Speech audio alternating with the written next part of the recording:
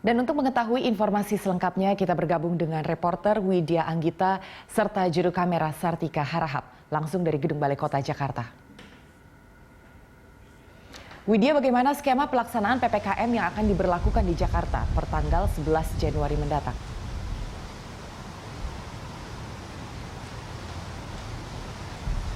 Iya, Anggi dan juga pemirsa, karena memang diketahui jumlah pasien COVID-19 ini terus melonjak. Untuk itu dari Pemprov DKI Jakarta sendiri menegaskan perlu adanya PSBB pengetatan seperti bulan September 2020 lalu, dan memang hal yang sama juga dinyatakan oleh pemerintah pusat yang nantinya akan menerapkan PPKM atau pembatasan kegiatan masyarakat untuk daerah Jawa dan Bali yang akan dimulai pada 11 hingga 25 Januari 2021 mendatang.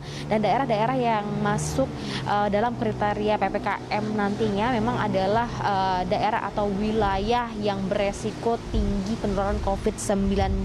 Seperti ada beberapa daerah yang ada di Banten, kemudian DKI Jakarta, Yogyakarta, Jawa Barat, Jawa Tengah, Jawa Timur, dan juga Bali. Dan kita ketahui memang untuk per tanggal 8 Januari 2021 ini Indonesia kembali mencatatkan rekor untuk kasus baru COVID-19 yang mencapai angkanya 10.617 kasus, sehingga untuk saat ini kasus COVID-19 sendiri mencapai 808.340 pasien sejak Maret 2020 lalu. Anggi. Baik Widya, kira-kira ada sektor apa saja yang dibatasi secara khusus pada saat pelaksanaan PPKM di Jakarta nanti?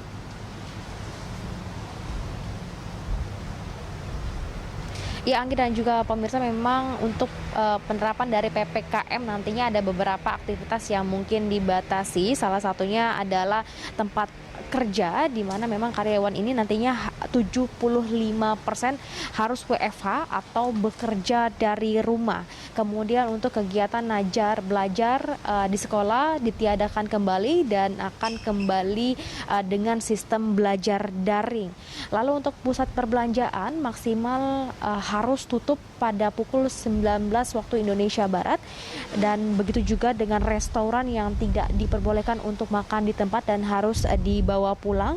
Sementara itu untuk tempat ibadah akan diterapkan kembali 50% dari kapasitas ruang ibadah. Untuk fasilitas umum, kegiatan sosial budaya juga dihentikan, dan terakhir untuk transportasi, untuk kegiatan esensial, untuk kegiatan konstruksi ini masih bisa berjalan, namun dengan penerapan protokol kesehatan yang ketat.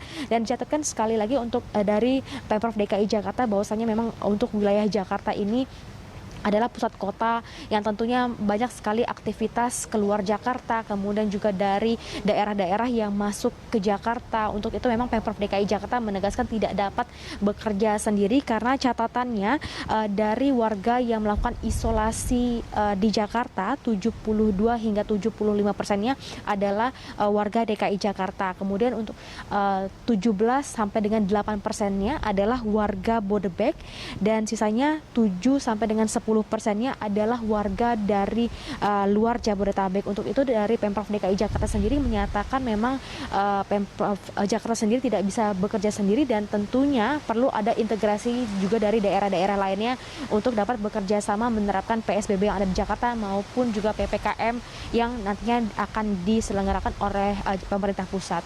Anggi. Baik Widya, terima kasih untuk informasinya. Selamat bertugas kembali. Itu tadi pemirsa laporan dari reporter Widya Anggita serta juru kamera Sartika Harahap langsung dari Gedung Balai Kota Jakarta.